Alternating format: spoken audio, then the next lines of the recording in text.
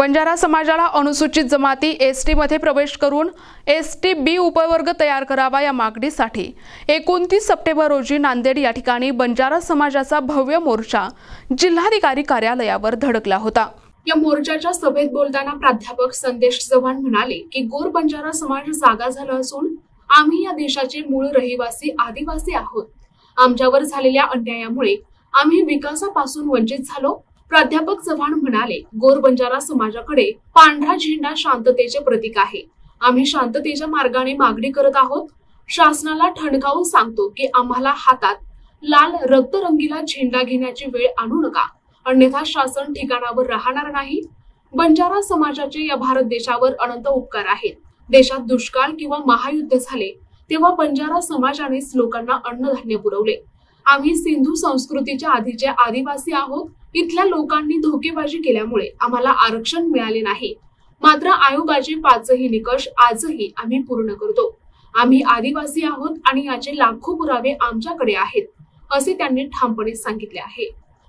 आंबेडकर की जय, महात्मा ज्योतिबा फुले की जय, अहिल्याबाई होळकर की जय, अण्णाभाऊ साठे की जय, महान तपस्वी रामराव महाराज की जय, दीक्षागुरु प्रेम सिंह बापू की जय, बाबू सिंह महाराज की जय, नायक काशीनाथ की जय। मारे आड़ियो मार भाइयों मार बहनों, आज नांदेड़ माही आता विशाल महासागर गुरुमाटीर जमायगो और आपण दखल दिले या नांदेड नगरीतील सगळ्या या नांदेड जिल्ह्यातील सगळ्या गोर बंजारा बांधवाने इथे उपस्थित राहून या विशाल जनसागराच्या माध्यमातून संपूर्ण महाराष्ट्राला दाखवून दिलं या महाराष्ट्रातील गोर बंजारा समाज आता जागा झालेला आहे।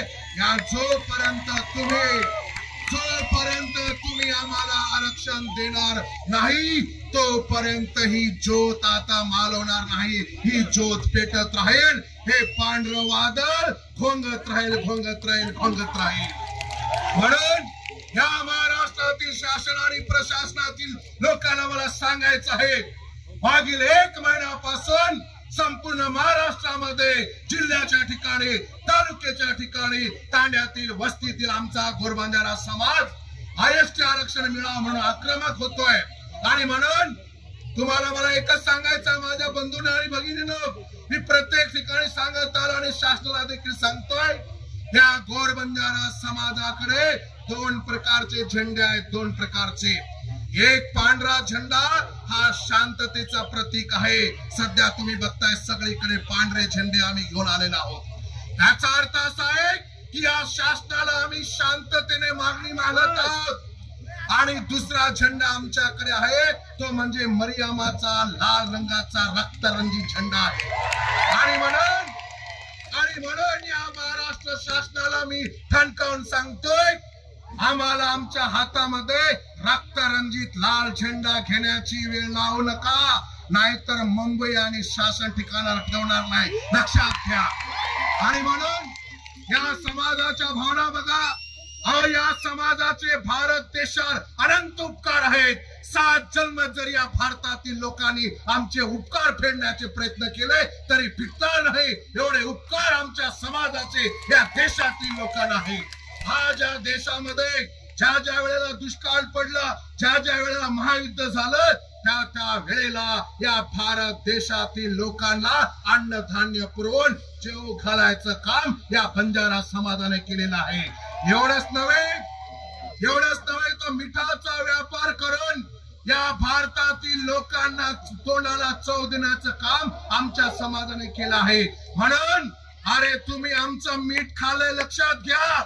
आणि मिठाबद्दल बोलल्या जातं, ज्याचं खावं मीठ त्याच्याशी राहावं नीट, नाहीतर घरी बसावं लागेल, लक्षात घ्या, घरी बसावं लागेल। म्हणून मला या सगळ्या शासनाला आणि प्रशासनातील लोकांना आणि तमिळनाडू मला केअरचा या महाराष्ट्रामध्ये या गोर बंजारा समाजाच्या भरोशावर 1 नव्हे 2 नव्हे तब्बल 60 ते 62 आमदार त्या ठिकाणी निवडून येतात। आम्ही ज्यांना ठरवलं त्यांना आमदार करू शकतो आणि ज्यांना ठरवलं त्यांना घरी बसू शकतो, लक्षात घ्या। म्हणून या सगळ्या आमदार आणि खासदारांना मी सांगू इच्छितो, की तुम्ही फक्त लेखी पत्र देऊन समर्थनाचे आमचं भागणार नाहीये. तुमची जागा फक्त भाषण करून आम्हाला समाधान करण्याची नाहीये. तुमची जागा मंत्रिमंडळात आहे. तिथे तुम्ही आमच्या मागणी लावून धरून तिथे आमच्या मागणीसाठी तुम्ही झगडलं पाहिजे. तिथे आमची मागणी तुम्ही मागितली पाहिजे. ज्या वेळेला हे आमदार आपली मागणी मंत्रिमंडळात मांडतील, ज्या वेळेला हे खासदार आपली मागणी संसद भवनामध्ये मांडतील, त्यावेळेला आपण समजू हे आमचे आमदार आमचे खासदार आहेत. हा समाज आता विसरभर आलेला नाहीये. या समाजाला दूध केला समजू नका तुम्ही. हा समाज जागृत झालेला आहे आणि तुम्हाला आम्ही फक्त एकच सांगतो, जर आमच्या समाजाच्या मागण्यासाठी तुम्ही नाही झगडले तर तुम्हाला एकालाही मतदान आम्ही करणार नाही आणि ताण्यात सुद्धा येऊ देणार नाही. लक्षात ठेवा. खरं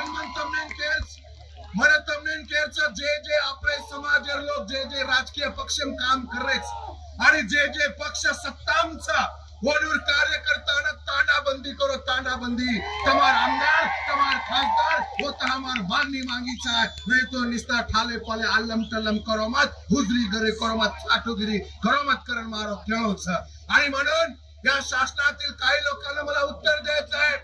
मागे अशोकराव चव्हाण साहेबांनी एक स्टेटमेंट दिलं की तुम्ही फार घाई करताय. अहो अशोकराव चव्हाण साहेब, अहो आम्ही आतापर्यंत घाई केली नाही. हीच आमची चूक झाली. जेव्हापासून आम्ही लहान होतो तेव्हापासून ही मागणी मागतोय. आता घाई नाही, योग्य वेळ आहे. आता फक्त टोला मारायचं बाकी आहे, म्हणून आम्ही घाई मुळेच केली नाहीये. त्यासोबत सन्माननीय जिळवळकर साहेबांना सुद्धा मी सांगू इच्छितो, जिळवळकर साहेब, आपण दुटप्पीपणाची भूमिका त्या ठिकाणी घेऊ नये. सुरुवातीला सांगता तुम्ही की आमच्या मूळ एसटी आरक्षणाला धक्का न लागता जर मागत असेल तर आम्ही समर्थन देऊ, आणि नंतर सांगता की आदिवासीचं आरक्षण जर घ्यायचं असेल तर त्यासाठी आदिवासीच्या पोटी जन्माला लागतं. ही दुटप्पी भूमिका सोडा. हा समाज आता दूध खेळाने सारावर आलेला नाही. मी तुम्हाला सांगतो, तुम्ही आदिवासी नसाल त्यापूर्वी आम्ही आदिवासी होतो. सिंधू संस्कृती 8,500 वर्षापूर्वीची, इसवी सन पूर्व 8,500 वर्षापूर्वीची सिंधू संस्कृती आहे. ज्या वेळेला इथे कोणीच नव्हतं, कुठला धर्म नव्हता, ना हिंदू होता, ना मुस्लिम होता, ना जैन होता, ना ख्रिश्चन होता, ना पारसी होता, त्या आधीचा हा समाज आहे. तुम्ही आम्हाला काय आदिवासी सांगता? तुमच्या आधीचे आम्ही आदिवासी आहोत, हे तुम्ही लक्षात घेतलं पाहिजे. फक्त इथल्या लोकांनी आमच्या समोर धोकेबाजी केली म्हणून आम्हाला आरक्षण मिळालं नाही. लक्षात घ्या. अरे तुम्हाला सांगतो, 5 लोकूर कमिशनच्या ज्या काही अटी आहेत त्या 5च्या 5 आम्ही पूर्ण करतो. हा समाज आदिम आहे. हा समाज आज देखील शिकार करून खातो. लक्षात घ्या. तमनेर मालमचा या समाजाने कधीच बसलेल्या सशाची कधी शिकार केली नाही. त्याला उठवलं, त्याला धावायला लावलं आणि त्याला सांगितलं बचना है तो बच, नहीं तो मेरे हाथ में तेरा कुछ भला नाहीये. आणि त्यानंतर त्याची शिकार केली. एवढंच नव्हे तर माझ्या बंधूंना आणि भगिनींनो, आदिमतेचं काय लक्षण असू शकतं या आदिवासी बांधवांना आणि सगळ्यांना सांगतो, सळवई काय असते जरा एकदा बघा. सळवईची चव घेऊन बघा, तेव्हा तुम्हाला कळेल की आदिवासीचं काय लक्षण असतं. खाताना गोड लागतं. काही लोक सांगतात किळसवाना काय सांगतो. अहो हेच तर आदिमतेचं लक्षण आहे. आमच्या नायक काशीनाथाने गोर शिकवारीच्या माध्यमातून या संपूर्ण महाराष्ट्रामध्ये, संपूर्ण भारतामध्ये समाजाची जी संस्कृती आहे, संस्कृती टिकवण्याचं काम त्यांनी त्यावेळेला केलं, म्हणून आज थोडाफार समाजात दिसतो. जर संस्कृती टिकली नाही तर आरक्षण कुठल्या भरोशावर तुम्ही मागताय? आमच्या माता भगिनीचा पोशाख वेगळा आहे, आमचं खानपेन वेगळं आहे. हमार दिवाळी नाळीचं, हमार होळी नाळीचं, हमार सण त्योहार नाळीचं, हमार वाया नाळीचं, हमार रीती रिवाज नाळीचं. आणि हीच बात करो करण नायक काशीनाथ काम करतू मरगो, पण तमनेवर कदर आई कोणी खाण्यावर खारो. आणि आपण तरी विचार करो की आपण संस्कृती टकीचा, संस्कृती टकी तो एसटी आरक्षण मांग सकाचा, संस्कृती ना टकी आपलो चोरण दुसरो घरेम घालियो, आरक्षण मळ्याची हार्द रखारो. करण मार याडियो भाईयो बहनो, घोड़ा एगो आबा चाटुगिरी हुजरेगिरी करे रो। अरे हम काय हमार बेटान जन्म दिने जना बेटार माथे पर काय सिक्को मारे थे काय कि मोटो हेरबा साटा तोड़िया मोटे हेरबा धोड़े काम करया मोटे हेरबा खोदेर काम करया ये रे सारो बेटान पैदा की काय आपण। अरे ये माहिती जर आपले बेटान बचारे विया तो एसटी आरक्षण आपले लढूच लाग्या अभी नहीं तो कभी नहीं। आयवा पिढी कणाई माफ करायला छणी एक घडी 100 घडी मारायचं आणि घडी डगरगी तो पिढी डगर जास मार भाईयो। ही वेळ आयवा छणी हात जोडन पगू पडन विनंती करोचो आपसे मार मतभेद छोड़ आपसे मार मतभेद छोड़ दो संगठना मतभेद छोड़ दो पक्ष पार्टी मतभेद छोड़ दो दुनिया परे लड़ाई छोड़ दो भाव की लड़ाई छोड़ दो घरे घरे में लड़ाई छोड़ दो आणि सारी थोडे झेंडा आहे एक जागा मार भाईयो बहिणो। मला सांगायचं आहे आमच्या सगळ्या सत्ताधारी आमदारांना सांगायचं आहे की तुमची जबाबदारी फार मोठी आहे।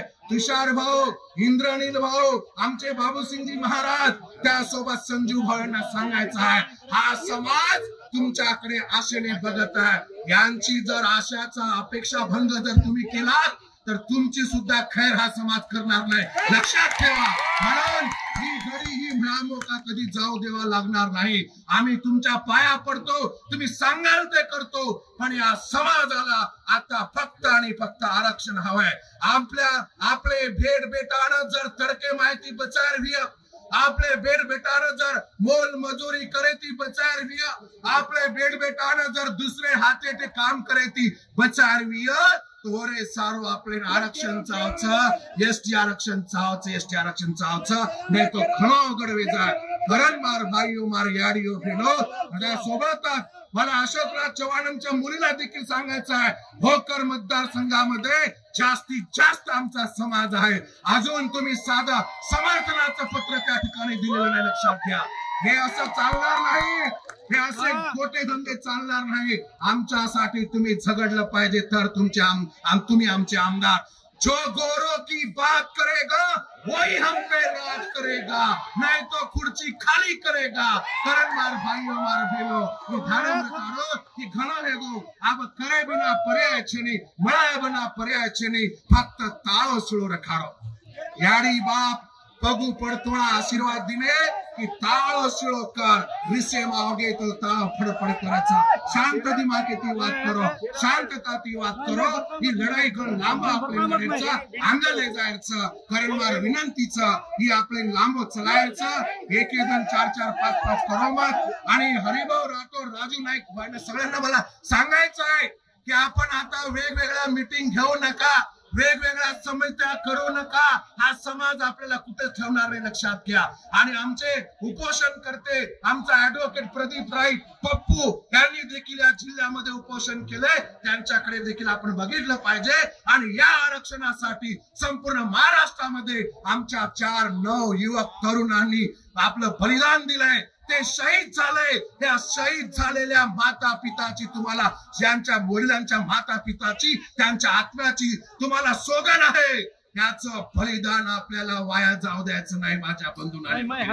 हे आपल्याला कधीच माफ करणार नाही हे आपल्याला कधीच माफ करणार नाही। म्हणून माझी तुम्हाला हात जोडून विनंती आहे सगळे एका ठिकाणी या आणि एका दिलाने सच्च्या मनाने आणि छुपा अजेंडा ठेवू नका। कुणाला वाटत असेल मी झेडपी मेंबर होऊन जाईल कुणाला पंचायत समिती कुणाला आमदारकीचे स्वप्न पडले असेल अरे काय व्हायचं ते होईल पण ते स्वप्न घेऊन इथे नाटक करू नका या लोकांच्या भावनेशी खेळू नका हे मला सांगायचं आहे। आणि म्हणून आज तमाम इथल्या सगळ्या आयोजक संयोजक आणि सगळ्यांनी ज्यांनी प्रत्यक्षरित्या अप्रत्यक्षरित्या काम केलं त्या सगळ्यांना मी लाख कोटी धन्यवाद देतो। आणि माझं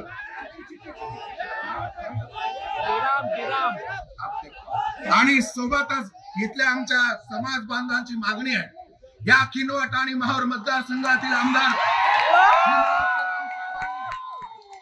जे काही वक्तव्य केलं त्या वक्तव्याच्या बाबतीत मी आधी स्पष्टीकरण सांगितलंय। आरो काय हे जे काय संविधान आहे तुमच्या बापाची जागीरदारी लक्षात संविधान तुमच्या एकट्यासाठी नाही, संविधान तुमच्या आमच्या सगळ्यांसाठी आहे आणि त्याच संविधानाच्या आधारे आम्ही हक्क अधिकार मागतो. लक्षात घ्या.